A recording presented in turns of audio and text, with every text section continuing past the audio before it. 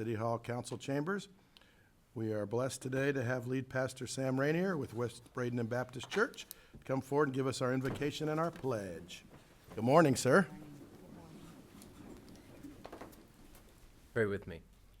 Heavenly Father, you promise us that anything that has good in it, you are there.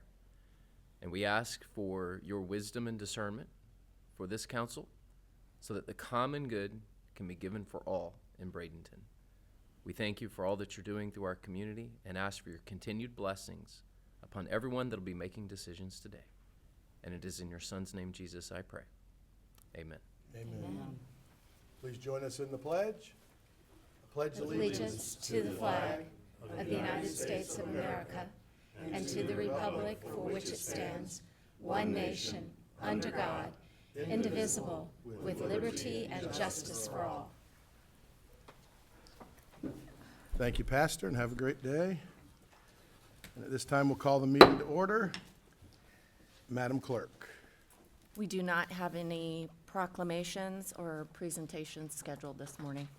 All right, thank you. At this time, we'll call for citizen comment. Citizen comment will be accepted during the citizen comment portion of the meeting on any non-agenda items, future agenda items, or topic of relevance to the city. Comments will be accepted on the public hearings at the appropriate time. This time, I have no citizen comment cards and see maybe one citizen in the audience going forward. All right, so thank you very much. We'll move forward. Madam Clerk. Item 6 is the consent agenda, and staff is requesting approval of items A through G. Chair will entertain a motion. Move to approve the consent agenda as presented. Second. All right, thank you, Ms. Barnaby, and a second by Vice Mayor Coker. Any discussion? Hearing none, we'll start the vote in Ward 1, Yes. 2, Yes. 3, Yes. 4, Yes. 5. Yes. Carries 5-0. All right, thank you, Madam Clerk. Item 7A is the second reading and public hearing for ordinance 4080, an ordinance of the City of Bradenton, Florida, vacating a platted 20-foot alley as shown on the plat of Hines Addition to Bradenton, Florida, recorded in Plat Book 1, page 215A of the Public Records of Manatee County, Florida, and more particularly described herein. Lying generally east of 9th Street West and south of 13th Avenue West, providing for recordation in the official records, providing for severability, providing for repeal of ordinances in conflict, and providing for an effective date. Good morning. Good morning, City Council. Can you say who you are for us? Yeah. Okay.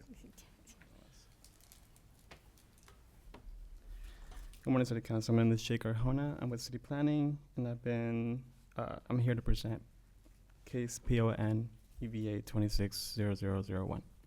Thank you. This is for the Ordinance 4080, request to vacate an inactive 20-foot platted alley located southeast of the intersection of 9th Street West and 13th Avenue West. This is some case information. The applicant is City of Bradenton. The address is 1511 9th Street West, and the acres are 0.189 acres. The current zoning is T40, and the future land use is urban village, not in the flood zone.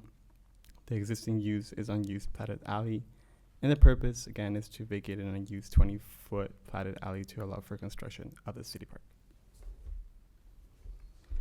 This is a location map. This is the alley to be vacated. This is a zoning map for T40. Future land use map, urban village.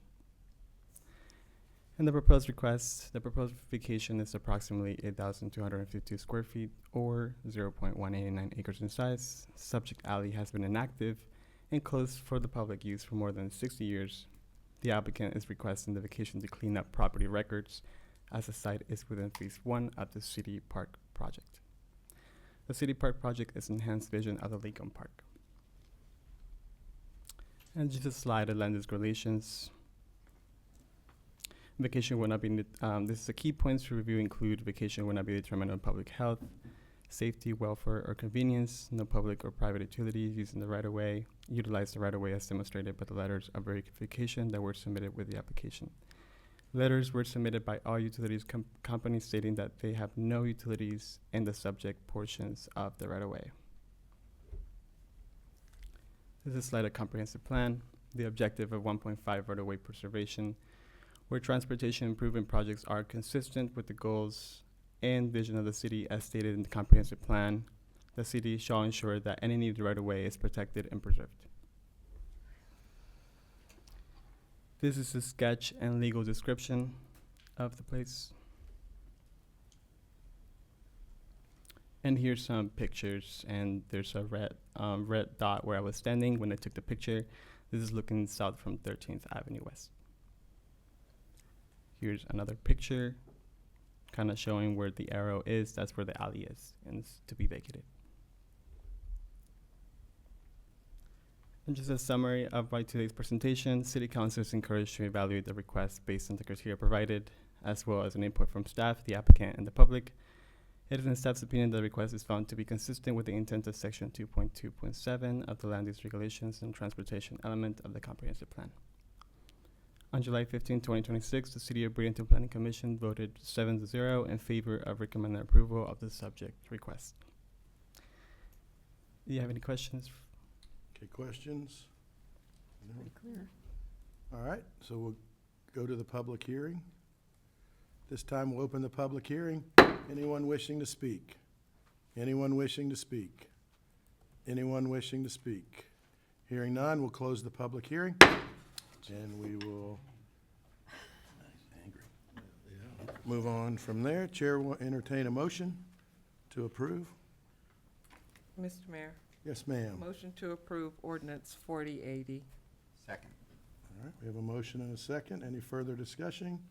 Hearing none, we'll start the vote in Ward 4, Yes. 5, Yes. 1, Yes. Yes. 3. Yes. Carries 5-0. Thank you very much. Madam Clerk. Item 8A is the emergency procurement report. Mr. Perry. Thank you, Mayor. Item 8A is the emergency procurement report, and specifically a single matter. It's an $88,766 expenditure that was related to the temporary EQ tank that is out on 17th Ave.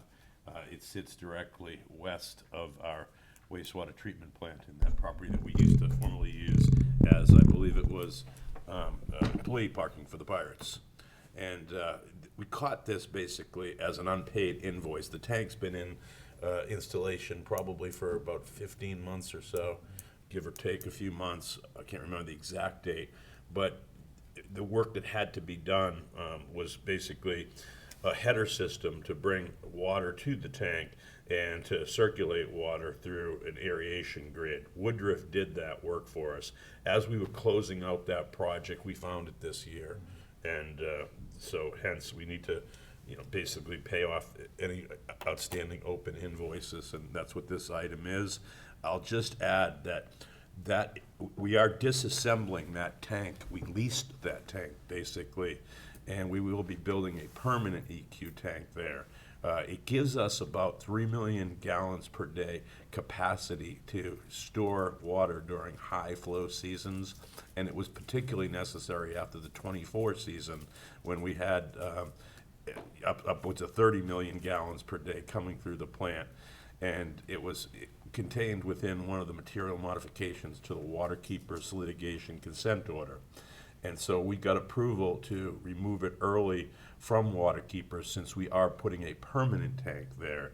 Unfortunately, it would have required us to keep the tank there probably for another 6 months and continue to pay on that lease. And I said, that's spending good money after bad. And so they agreed to allow us to remove it and proceed with the permanent tank. The permanent tank's funding is probably about 50% from grant funds and other monies we've received. So it's a major undertaking, gives us good excess capacity, ability to manage flow much better. It's at 60% DEC, which is design, engineering, and construction drawings, We expect them to be completed within the next couple of months, and I think you will probably see thereafter the procurement and ultimately into this early spring, the beginning of construction of the permanent tank.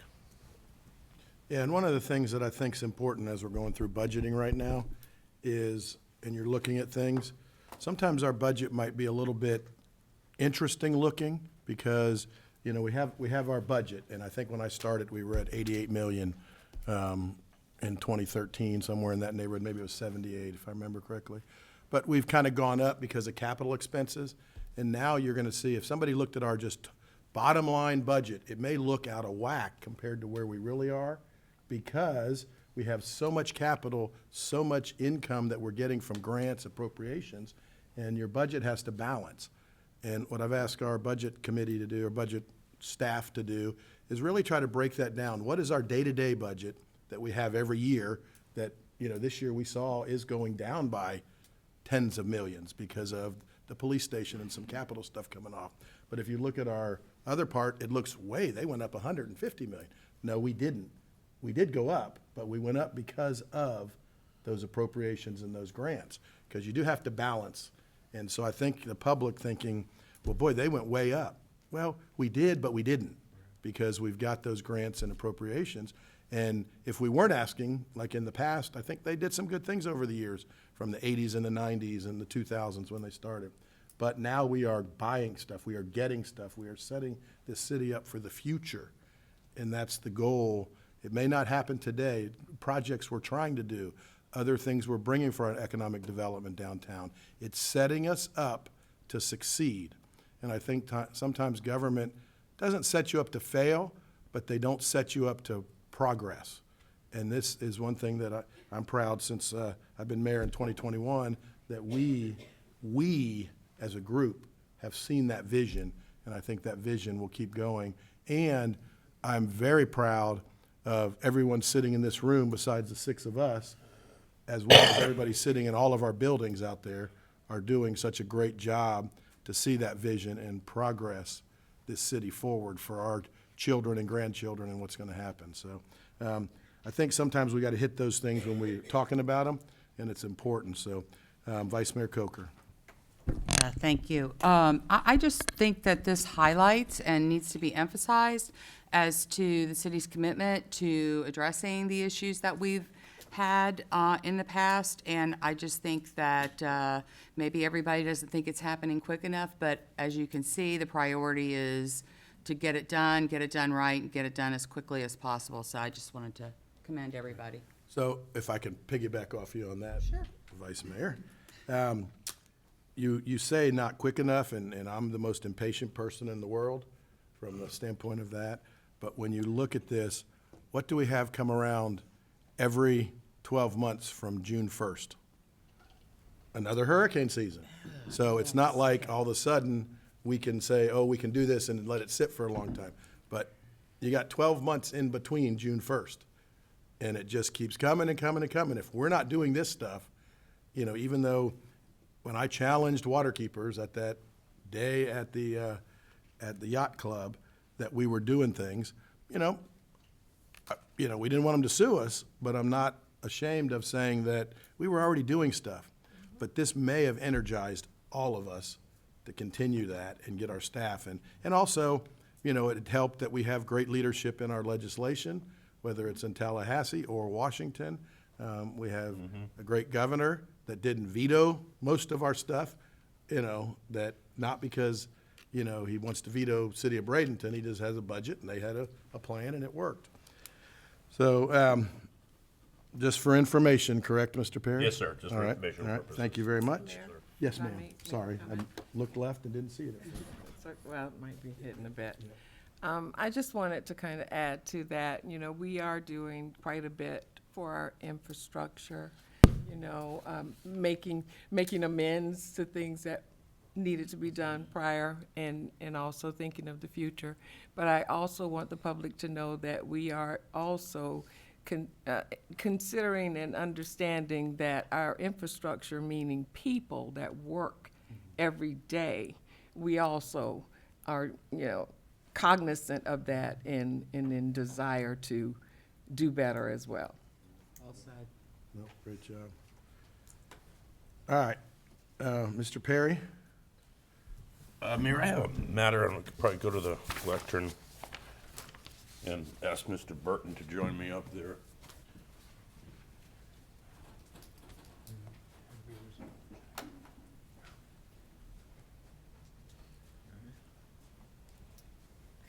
I want to apologize for the late ad that I had to put onto our agenda, which is an MOU with Point Park University, and of course I briefed council on Point Park, and I think you're all aware of the expressions of intent that we've done to form a partnership and work towards that, and that time is of the essence, frankly, for that to try to get in to the August 27 potential beginning of an enrollment, an early stage of an enrollment and activation. Well, what we have before us is two letters, mutual letters of understanding, memorandums of understanding, and they're non-binding, basically. I received an email from one of the counselors, and I couldn't share it with everybody, obviously, because of sunshine, and there was good points in there, frankly.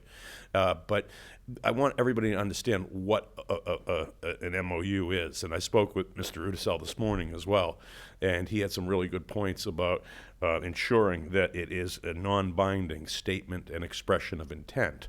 The reason why that's necessary so early in this phase is because before anything begins, Point Park is in the process of seeking accreditation for their institution through Florida Middle States Accreditation District. Well, it's Florida, and then Mid-State is theirs from the overall. From Pennsylvania. Right. Yep. Yep. So- And so that, there's a very lengthy process to do that, to start a new university.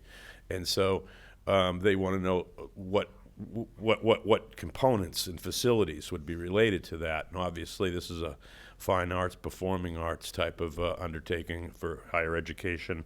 And we talked about the GTE building. So this involves the potential for the GTE building being renovated to standards that would meet rehearsal and what's called conservatory standards, which is where they practice, basically. You need high ceilings, you need open areas, you need technology, things of that nature. So I didn't know too much about what's required for a conservatory, so I got with Janine, who is our local expert from the cultural group, and asked her what she thought, and she put together some specific specs on what would be required.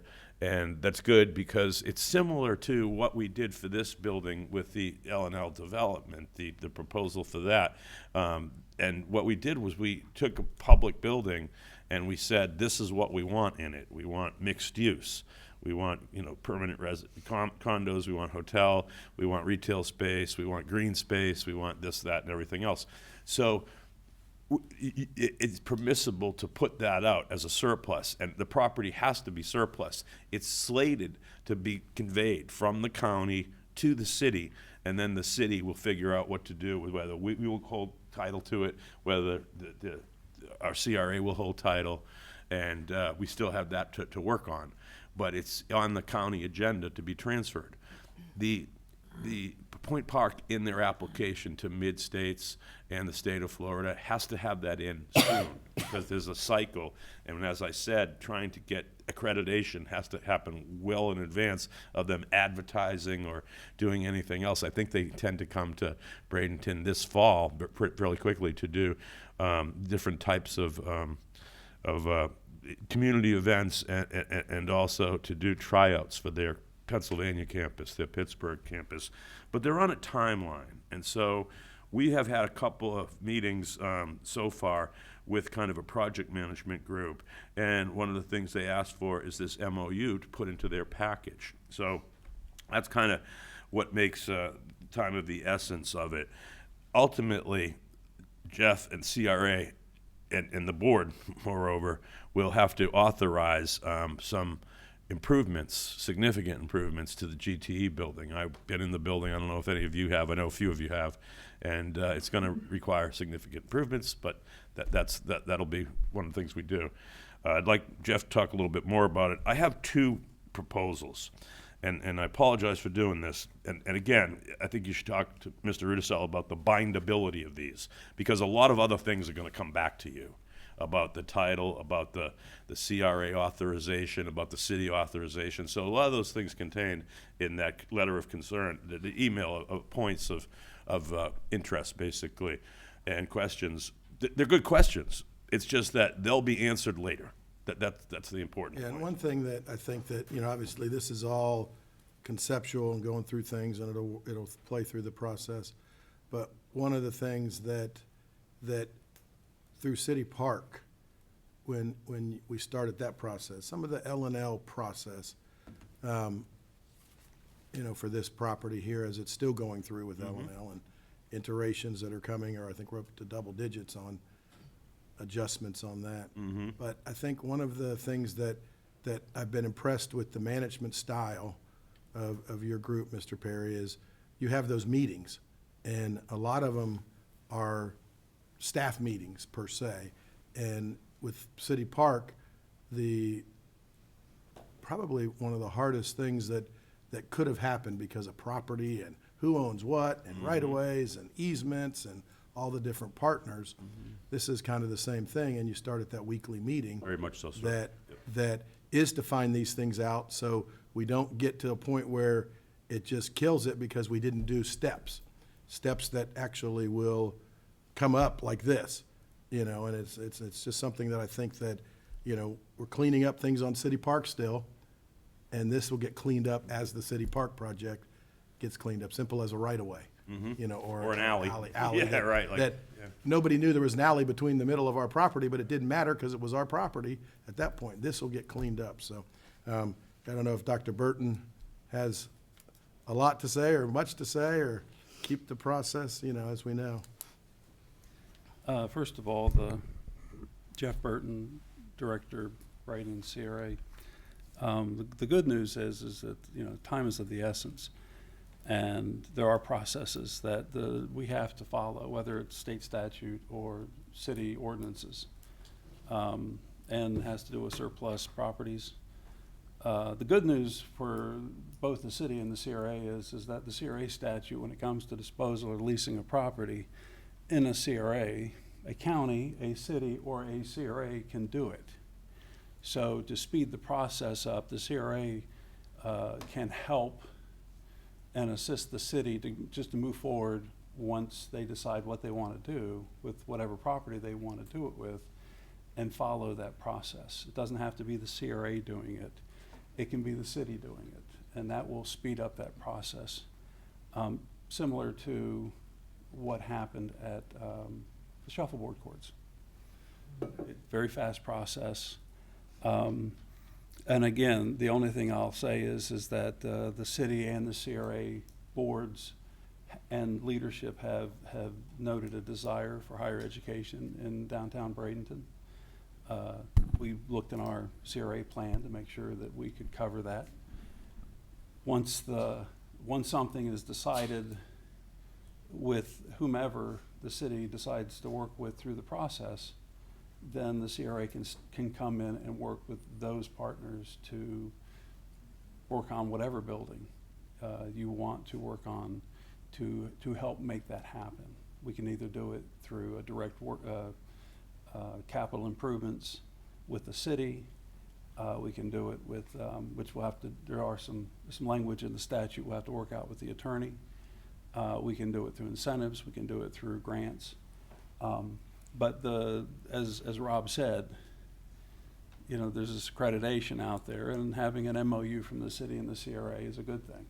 It's just another, document that supports it. So, and that's something that has to be done before any university or any college can teach in the state of Florida and be accredited. So, that's where we are, and as soon as the city makes the determination of what it wants to do with what it wants to do, if there's a disposal of property or a lease of property, then, which is an interesting thing that I've talked to Scott about, because if it's a lease, it's not actually selling the property, which means you probably wouldn't have to surplus it. But that's something we can talk about later. So, at stake here right now is an MOU. And that's what I think the city administrator is looking for, is for some guidance to put an MOU together. Again, there are two. One's much more specific than the other one. And the CRA stands by ready to assist in this. Thank you. Thank you. If it's okay, I'd like to explain a little bit about the specific authorization that I'm asking for, basically. And I think that Mr. Burton will probably ask for similar authorization from the CRA board this afternoon at their meeting. But we're seeking authorization, basically, to work with Mr. Rudisell, basically to get an acceptable MOU, expression of intent, non-binding, regarding use of the GTE building by Point Park, and allow the mayor to sign that non-binding expression of intent.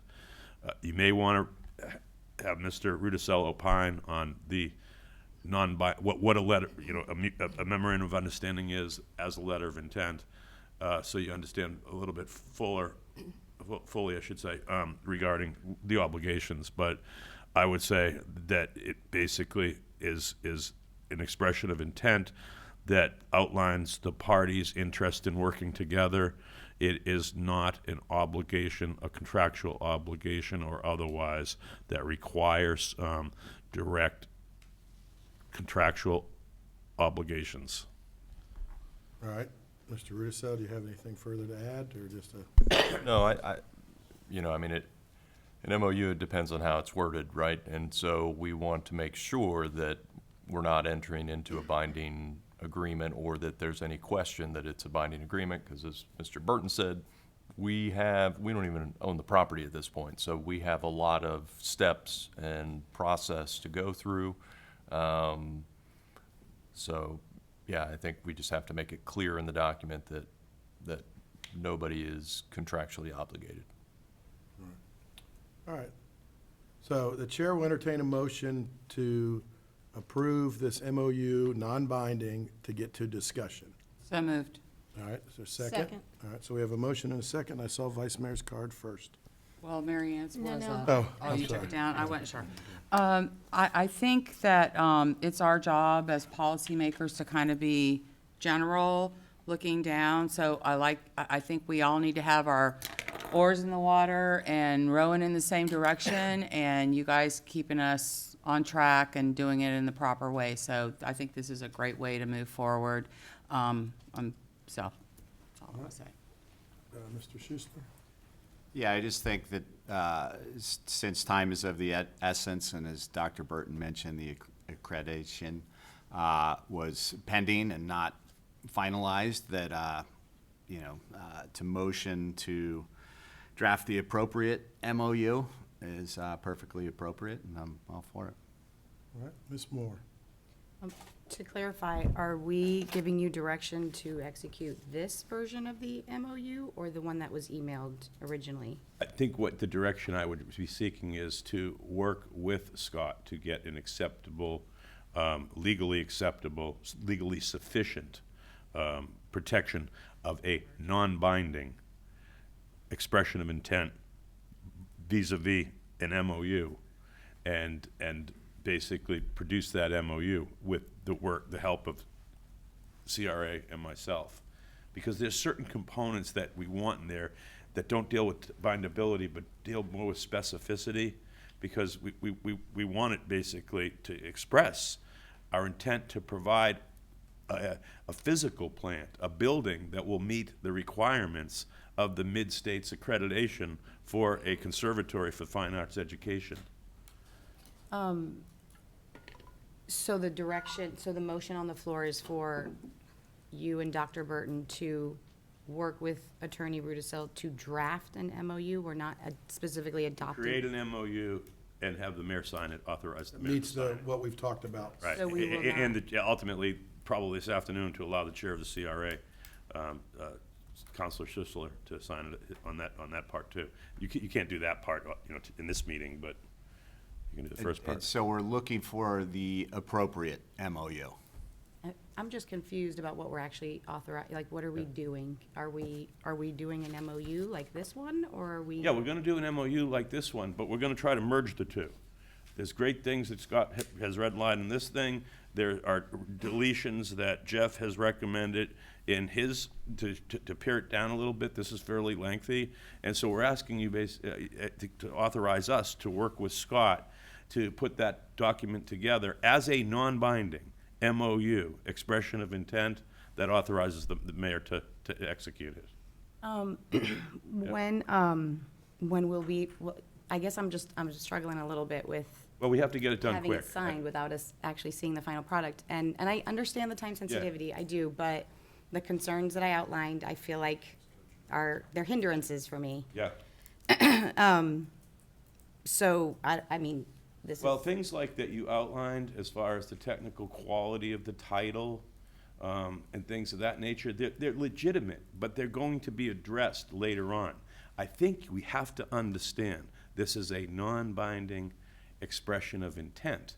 The technical issues with that title, it's like the mayor said, with City Park, we weren't able to cure these defects and get clarity to them because they're technical till later in the process, but you have to start somewhere. Okay. And I can't at this point address, again, the quality of the title, the precision of the lease, things of that nature. And that's not what I'm asking for. Okay, Yeah. and so just so you all know, I do want to see the proposed language, because it's not necessarily just the quality of title, it is what we are agreeing to do with the money. And I agree with Vice Mayor Coker that we are 50,000 level, and you guys hammer out the details, but we're also stewards, and I feel like I'm uncomfortable with not knowing what we're obligating ourselves to when it comes to those funds. So that's kind of where I'm I at. appreciate it. I appreciate what you're saying. But I think it's important that you say, you continue to say what we obligate ourselves to. That's what we're missing here. And I think I have repeatedly tried to explain that it's really not an obligation. What it is an expression of intent. And that people who work in government or in the private sector at a corporate level understand that, there's agreements in principle a lot of times, term sheets I've done that are similar. They're expressions of intent. You can walk away from them tomorrow if they're not sufficient. Okay. I suppose as long as it's non-binding, I can get around that. Just follow-up questions. When will we be able to see drafts of the proposed lease or deed? The lease? If it's been coming before the county commission, then I feel like there should be something. Presumably, they've got something that they're looking at, that they're approving. Well, the county commission is looking at the conveyance of the property to the city for nothing, really. There's no cost to it. No, I know, but I Yeah. feel like the cost is the cost of the renovation. So I would like to see it. I mean, I guess I could pull their agenda and get a copy that way of whatever they're approving as far as the conveyance goes. I mean, I don't want to oversimplify the conveyance and the terms of the conveyance. I think that the terms of the conveyance are very relevant. Okay? If I Because of- can, Mayor, the acceptance of that deed will come to the city council. Okay. So, once the county has authorized the conveyance, it will come before this board for acceptance. And the county does have conditions on that deed, and so that will be part of what the city council will have to consider, whether it's willing to accept them with those conditions. I would like to just get ahead of it because it seems to me like more efficient from a time standpoint for me to give you comments similarly to the way I did with this before we have to take formal action in a meeting so that we don't have to then delay things by problematic language in it at a meeting. That's just, I would prefer that. I don't know if anyone else cares, but that's my preference, is that I'd be able to give you feedback on their proposed conveyance before we get so far down the path that it's a problem. And then my final question is, why is the county not a part, or the TDC, why are they not a party to this MOU? Because the property is being conveyed to the city, and it really doesn't have to do, the TDC is doing other work in this area. This is complex. This isn't for junior high, stuff. It's very complex. And to that extent, The TDC is playing a role in different functions in this deal, but they really don't have a whole lot to do with the GTE building. I appreciate that. I mean, we can conflate it. We can make it more complex. We can make it less complex. We've got other council members on the board, so let's let them talk, and then we can come back. So I saw Councilwoman Coachman, and then Vice Mayor Coker, and then Councilman Schussler. Thank you. Also for clarification, because I'm wrapping my head around it. So this is basically a letter of intent, non-binding. When you merge this, after having legal consultation, will we see that draft? I will send it to you, absolutely, for sure. Unfortunately, because of the time, I can't take it back here. If I could, I would. I got you. Yeah, yes, ma'am. Well, we had a couple choices today. Yeah. We could have called a special meeting tomorrow or the next day, but it would have been the same information. There wouldn't have been any difference. So, as we've tried not to put things on, but this came out of a meeting yesterday, I think in the morning, because they're having every Tuesday morning meeting. And these are the things that they're finding out. So, what?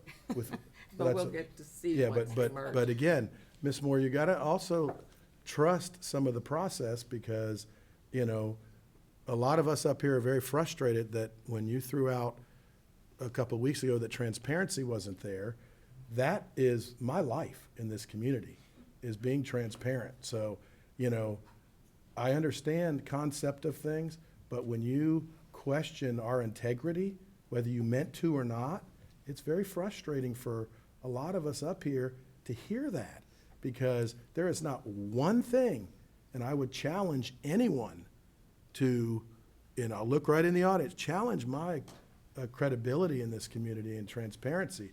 This is a process that has to happen. We are not binding the city to anything.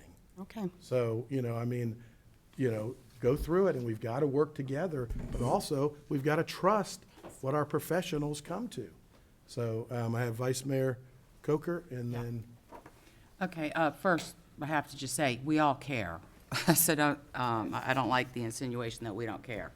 But I think that we have to, the purpose of this is to give this to the university so that they have something to go forward with their accreditation. There's no ulterior motive here. It's just assisting them in that process.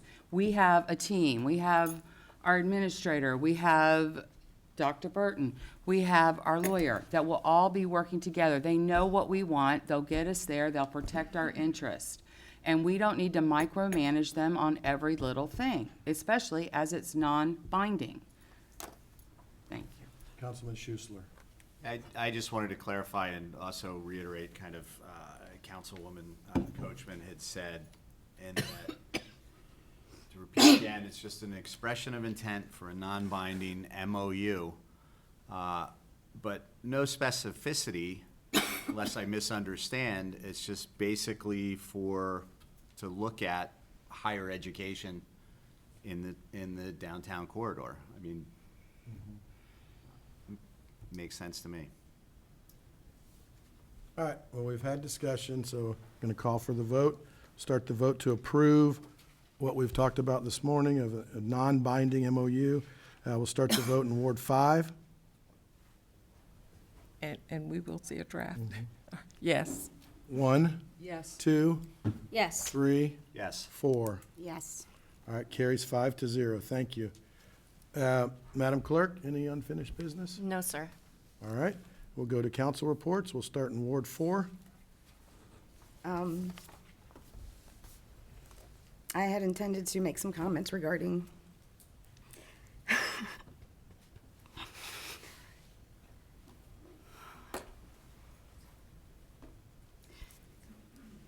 investments in our neighborhoods.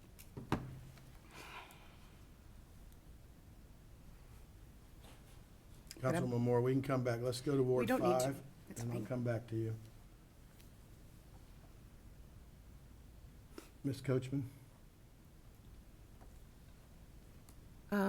Obviously, the last few meetings have always had something going on in Ward 5, so I'm just going to say Ward 5 is alive, exclamation point, exclamation point, exclamation point. Councilwoman Coachman, let's do a little city park fun. I mean, this meeting's so quick, but every Tuesday morning at 9:30, there's a construction meeting with our staff on all of what's going on. And again, that's what I said earlier. I'm so impressed with our administration, the leadership, and how things are going to have those meetings. It's like an owner's meeting if you're building a house. And City Park is opportunity that, you know, we know what's gonna happen, we know what's hopefully could happen, but comes to the point of, it's so exciting sitting there. I don't go to every meeting, but I go to quite a few of them, and hearing the progress, because the progress is what then will get the next Miracle Field, we'll get the playground, we'll get POW building, which will, you know, I don't wanna say save lives, but it's gonna sure give lives an opportunity to succeed and change lives of kids that aren't even born. So that is a process that took a lot longer than I thought, but it's a process that's going through right now. In hearing, you know, we've heard some things about Major League Baseball having some opportunity maybe to not have the spring training that they normally do because there might be a lockout or there might be a players' strike that we had many years ago. And I don't bring that up to be negative, but when we talk about 6 weeks a year, we're not talking City Park 6 weeks a year. We're talking City Park 12 months a year, and already figuring out how we can do 2 or 3 fields of activity year-round. So even if the Major League Baseball does have they'll always have an abbreviated spring training if there's a situation like this, and we hope they get through it. But the benefit to it will be that engages that area year-round, which gives opportunity, and this is what I think people are missing, gives opportunity not only for what we've talked about in the neighborhood directly to the north of it, but it gives opportunity for the neighborhood to the east, the west, the north, the south, you know, basically everywhere, for the city to grow into a huge opportunity. Just like with Point Park, I think they're excited about City Park because it shows how our city is forward-thinking, how we are. Now, you know, and we had a big meeting yesterday about some stuff, and I know Mr. Williams and I battle a little bit, but because of finances, but that's the fun battle. You know, so we're not sitting there on our hands saying we hope things happen. He may not think it's the fun battle, but it's setting us up. We're not talking about this year's budget as much. We're talking about next year and the year after and the year after to make sure those projects are going. So this is a 724 job for everybody up here. And that's what the health of the city is going to matter. And with something that's, you know, this November ballot has a lot to work forward, you know. And again, you don't see your city staff sitting on their hands. We're doing the what ifs and being prepared as much as possible for the what ifs. So that's important to City Park, which is probably one of the legacies. None of us care about our legacy up here, but you care about the legacy of helping the future. And the future is children, the kids were the unborn, the born, the middle-aged kids. Yeah. I'm saying middle-aged kids, middle school kids, high school kids, And young all the way adults, up, and young adults, and their grandparents, and everybody else. So, didn't mean to jump on your report No, like that, but and, I think and that- if I may say this, Yeah. in reference to all what you have said about caring about the future, caring about the city as a whole, I want to say that's why we're up here, and that's why my fellow council member over here is in tears, because we care so much, and it's just hard to ignore sometimes, and we have to be cognizant of how we all care in different ways and just take care of each other. No, there's not a person in this building right now that doesn't care I got you, about what yeah, the city's you're right. working towards. So, But, yeah. yep, thank you. All right. Vice Mayor. Thank you. had a great time at the Marauders game this past weekend. We had the Grateful Dead tribute concert afterwards, and they had an auction of the jerseys. They were a lot of fun, tie-dye jerseys. And the benefits went to Bradenton Blue Foundation. I got a jersey myself. Oh, of course. And so I think it just illustrates how much the Pirates organization brings to our community. And President Corcoran from New College threw out the first pitch, and he brought several of his collegians with him, and just being around them, their character and their enthusiasm it's just infectious. And that's what excites me about the thought of having another higher education institution here in downtown, bringing that youth and enthusiasm, and it's just gonna be infectious to all of the city. So I just had to point that out. And then, not to get negative, but I wanted to bring up again a concern because it's just in my face so much. And this morning on my way to work, I'm coming 59th Street and Manatee Ave, and there's a golf cart with these two beautiful middle schoolers sitting in the back, not belted in, you know what the traffic's like before school. And I mean that, and then you've got yesterday at 26th, the Manatee, there was a scooter. It was at like 8 o'clock. It wasn't yesterday, it was the day before yesterday. It was at 8 o'clock at night, so it was almost dark. No lights, no helmet. It was a young person. And my neighborhood over in Village Green and Point West, there are these e-bikes, and they're really like, I used to call them mini bikes. They're gas powered, and they don't follow the rules of the road. They don't even stop at stop signs, and you can hardly see them. I know we're working on an e-bike, but I'm just so concerned. I know BPD has a lot on their plate. I don't know what the answer is, but I'm seeing more and more of it, and as the traffic concerns grow, I just worry that there's going to be a catastrophic accident soon. We've already had one.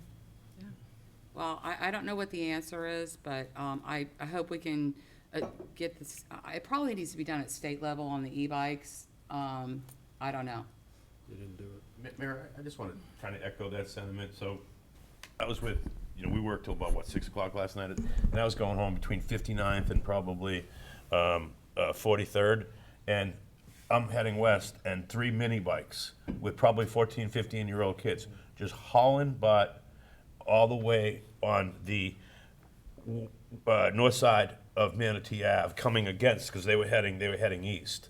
And I'm thinking, like, that's an unregistered vehicle that's breaking every traffic law that's conceivable, pretty much, in that stretch of the roadway. And they're only doing it because they think they can get away with it. When I was a kid, we used to have dirt bikes and do stuff like that. It was out in the country a little bit more, but this is in an urban core. So hopefully we can get something going. And I know it's tough. It's not a criticism of the police department in any way, but it's like something does have to be done. I agree with Councilwoman on that. And I feel bad because this beautiful father is taking his 2 beautiful girls to school, and maybe that's the only vehicle he had to take them to school. I don't know, but I just had this vision of those little girls on the concrete because it's so easy with a golf cart. And it's one thing to be on a neighborhood street, but it's another thing to be on 59th at Manatee. And All right. Okay, that's all. Anything else? All right. Sorry. Councilwoman Barnaby. Thank you, Mr. Mayor. I would like to thank the council for their continuing support as we continue to work on the Ironwood project and getting that completed, and thank the staff for everything that they've done to get us this far.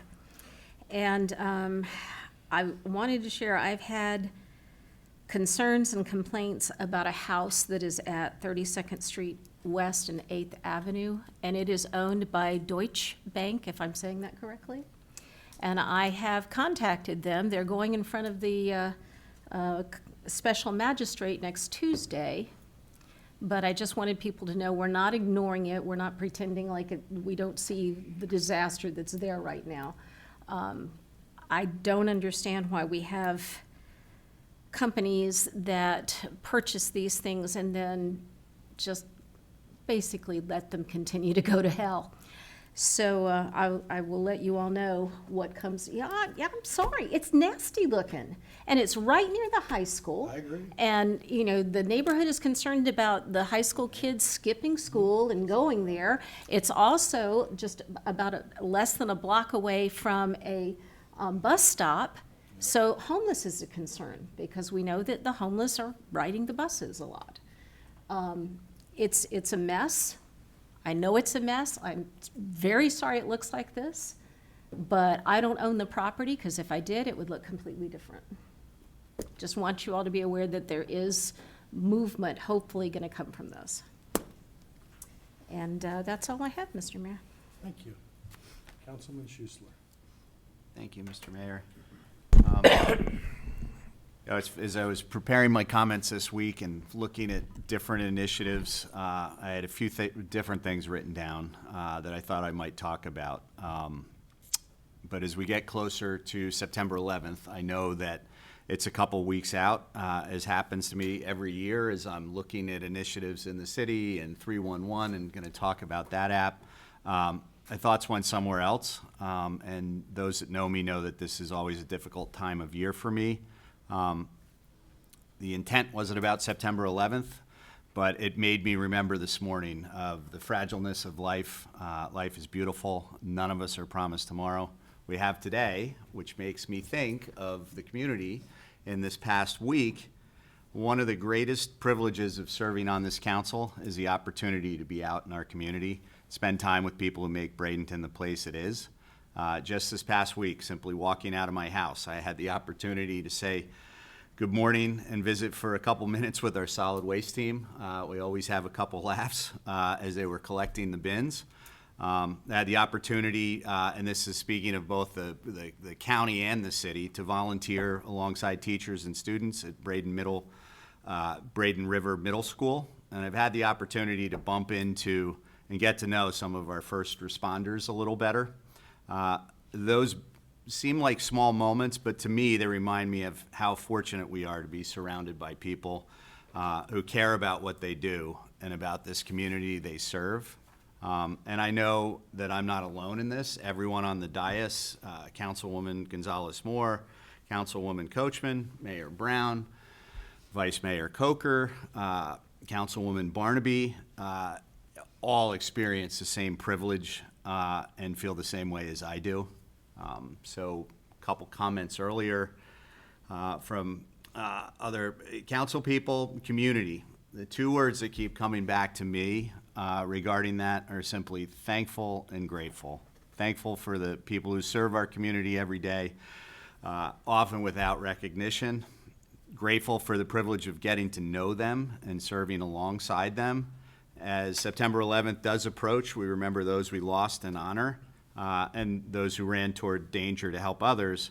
But I just simply wanted to take a moment today to say thank you. We see you, we appreciate you, and we're grateful for what you do for Bradenton every day. Finally, since 2 weeks away, I hope our community will join the Manatee County Fire Chiefs Association for the annual September 11th Tribute to Heroes, which is Friday, September 11th at 9:30 at Rossi Park near the First Responder Memorial. It will be an opportunity for all of us to come together, remember the lives we lost, and honor the service and sacrifice of our first responders, but also remember, be thankful we have today. Thank you, Mr. Schuessler. Councilwoman Moore. I'm not, I'm good. Okay, thank you. Yesterday, I spent a little time at the County Commission building, at their County Commission meeting. Just kind of observing some of the things going on and watching, and hadn't planned on speaking, but the moment when they talked about Children's Services Board, and that committee does a great job at going through and vetting, who gets the money, and, because I believe it's a considerable amount of money since we, as citizens, voted that in many years ago.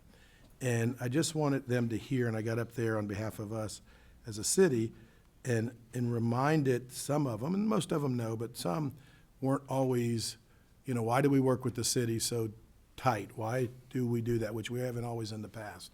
As a city and a county got along as good as we're getting along now.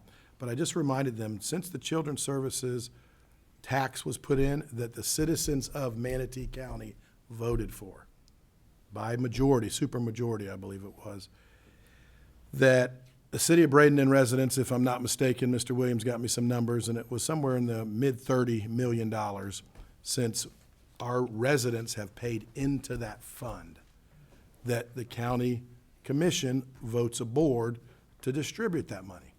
So I just wanted them to understand, I want the citizens to understand, even though some things we don't directly control, we still contribute to.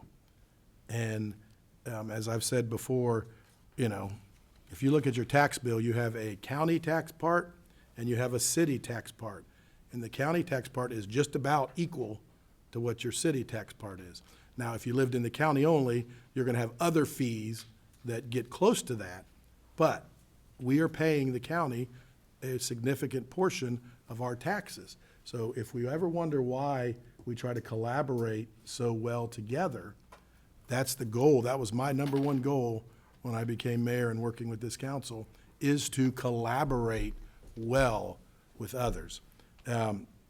We obviously see that, you know, our TDC gives us money for other areas that we're working on, different things through the economic development of our community, and what that money comes back with the Pirates mostly. We figure the Pirates are about a $50 million impact during spring training, give or take. The last one was done many, many years ago, it was 40, so I am indulging, assuming it's gone up when they're here. City Park, the funding that the TDC gave us, some of the things that the TDC is working to help improve other potential projects that are there. So, but the Children's Services is such a great thing to help the community, and I just wanted to remind them that we are part of that because of being, even it's our tax dollars too going towards that, and then they distribute them, because every citizen that puts it in, they live in the county or city too, so there is children in the city getting benefit of it. So that was just a food for thought there. And then, you know, may not direct city of Bradenton, Manatee County that directly, but I heard a story last night that a very young 19, 20-year-old had written a song many, many years ago, and Elvis Presley wanted to sing that song. But when the manager, Sergeant, I forget what. Colonel Parker said to this young lady, well, if Elvis sings it, he gets half the credit for writing it. And this young lady said, no, he didn't write it, I wrote it. So at 19 years old, stood up to the king at that moment. And unfortunately, yesterday at 80 years old, we lost that young lady in Dolly Parton. So, you know, you think of things in life that mean the moment. And, you know, I mean, I watched a show on Dolly Parton. She was doing something live, I don't know how long ago it was, 6-8 months ago. But, and you know, as my dad is 79, going on 80, you think of health and you think of opportunities and what's happening in life, as Mr. Schuessler said, day to day sometimes, and not promised tomorrow, that we're not promised tomorrow. So what are we doing today to make our city better? And I think that's, with a debate and a battle is very important at times, but it's also crucial to work together for the good of the whole. And I believe that's where we are today. And as we had that battle yesterday, Mr. Williams and Mr. Perry, not about the moments of today, but what we're going to make better for tomorrow. And it wasn't a negative battle. It was a positive opinion pieces of 6 people in a room that agree on the same mission, but it's how we get to that mission. And that's what's important. So I just appreciate all of the candor in that. And I think that the longer we work together, the more time we might have some disagreements, but we're going to make it better for each other. So I appreciate all the candidness and positiveness. Department heads, anything? Chief Kramer? Thank you.